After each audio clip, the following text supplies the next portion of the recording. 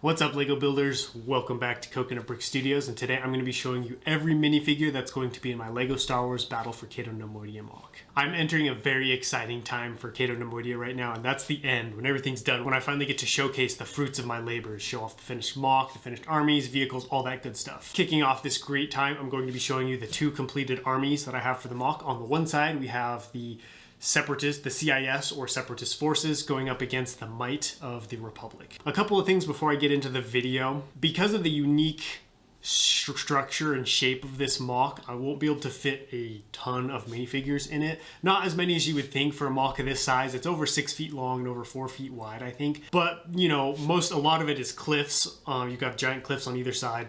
Pretty much all of the bottom is cloud work, and then you have the main city where the battle is taking place. And that's really the only large place I can put minifigures. But even with these limitations, I should still be able to get over 150 minifigures in the Moc, which is pretty good, all things considered. To make up for that, because I knew this was going to happen from the beginning, I really tried to focus on getting a lot of diversity in this Moc with all different kinds of droids, lots of different kinds of clone troopers, just so that I would be able to I could kind of balance out the numbers with different kinds of cool minifigures. All that being said, that's pretty much all I have to tell you guys. It's time to see some armies.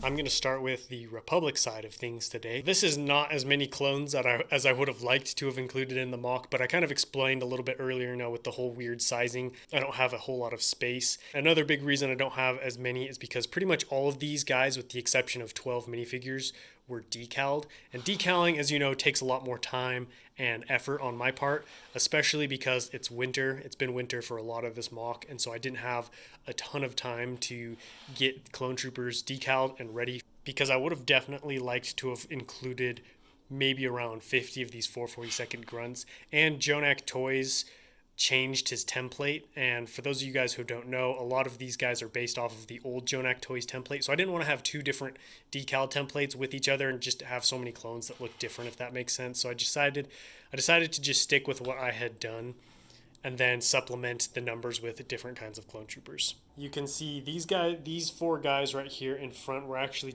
decaled by my friend Beanie Boy Bricks. He did an incredible job. It was a real lifesaver decaling these for me. That saved me so much time, and I just got some great looking clone troopers, especially in different variants than just the plain grunt version. I've got a heavy right here, recon, and an arc trooper. So I'm super excited to have these. That'll help, spice up the 442nd side of things. The rest of them are just pretty standard decaled. You can see I've got a couple of Clone Army Customs helmets mixed in there, but overall they turned out pretty good. Behind them I've got Delta Squad, of course. I'm probably going to include Delta Squad in pretty much every large scale Moc I build, just because I absolutely love them, and they're just fun little Easter eggs to put in the Moc. I already have a little bit of a story that I'm going to be doing with these guys. Then behind them we have the Phase 2 pilots that are going to be piloting my gunships. These are from Clone Army Customs, and I really like how they look. They were kind of expensive, but I just think these guys are going to look so cool in the gunships. Moving on to the second base plate, we've got Plo Koon with his loyal Wolfpack troopers. I've got 6 of the regular versions, and then this awesome officer. So I actually bought some of these from Thicky Bricky to just boost my numbers a little bit, and he actually sent me the Wolfpack officer for free. So as soon as I saw that, I was like, oh, I got to include him in this Moc, just because I wanted to get as many different types of clone troopers as I could. That way, there's just a little bit more variety, and it would help to have some more officers / leaders in the ranks for this battle. Unfortunately, I did mess up on his helmet underneath here. It looks pretty bad, so I'm probably actually going to buy a second one of these helmets. It probably won't get here before the Moc is done, but I would like to replace it anyways, just because I don't really like how it turned out. Then, of course, we've got Plo Koon, the lone Jedi that's going to be in this battle. That's the official Lego version. And then behind him, we have my plain white Phase 2 grunts, the workhorse of the Republic forces. These guys are really nice to have just because they're great for supplementing numbers. They look great and help fill up space. And pretty much all of these were decaled by me, with the exception of these two right here. You can see they've got special torsos. I bought them off of eBay, so I don't know what decals they were or who did them. And I think there's one like official Lego version in here somewhere, but I don't know which one. So that wraps up the Republic side of things. Don't forget to let me know what you think about all this down below in the comment. Now it's time to showcase the larger of the two armies.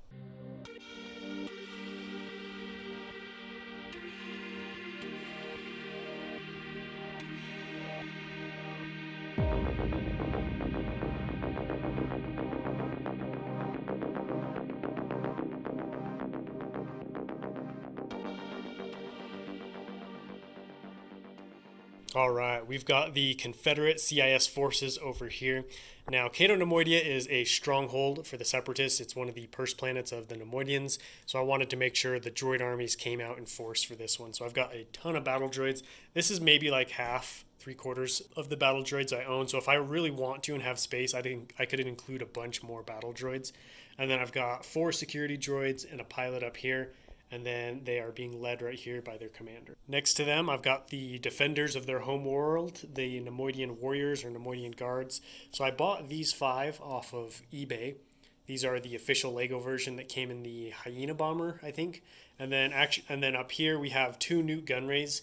I'm actually going to be using these 2 as just nondescript Neimoidians, just because they all look kind of similar. So these aren't going to be actual Newt Gunrays, you know. I just wanted to include some more Neimoidian-like people in the mock. Behind them, I've got some more Neimoidian warriors. These guys are a little different, however, because I bought only the heads and helmets off of Bricklink, and then I used the Ki-Adi Mundi torso from the Jedi Clone Trooper Battle Pack, just because these official minifigures are really expensive and really hard to find, and so I ended up saving myself easily like $30 just parting out these last 6. I'm using, for the first time ever, some rocket droids. These guys are really cool. I love the mix of dark bluish gray and dark orange. I've got little jetpacks on the back, so these guys are going to be jetting around the mock causing problems, and I was able to get a decent amount of these with the commander right here in front. And then last but not least, we have some super heavy battle droids. I've got 2 different versions right here. I've got the one with the rocket launcher on the arm, and then of course the good old-fashioned B2 battle droid here in the back. So there you have it, guys. Every single minifigure I'm going to be including in the mock. Now, I know this may not look the most impressive sitting right here before you on the table, but I promise once I get everything put in the mock and displayed, it's going to look much bigger and much better. All that being said, if you are a huge fan of minifigures and you love mocks with lots and lots of minifigures, you're going to be very excited for what's coming next after Cato Neimoidia. All that being said, thank you guys so much for watching. Don't forget to let me know what you thought about these 2 armies down below in the comments. I would love to hear your guys' thoughts. And of course, don't forget to smash that like button and the subscribe button if you haven't already, so you won't miss out on the finale, which should be coming out very soon. All that being said, I will catch you next time, but until then, happy building.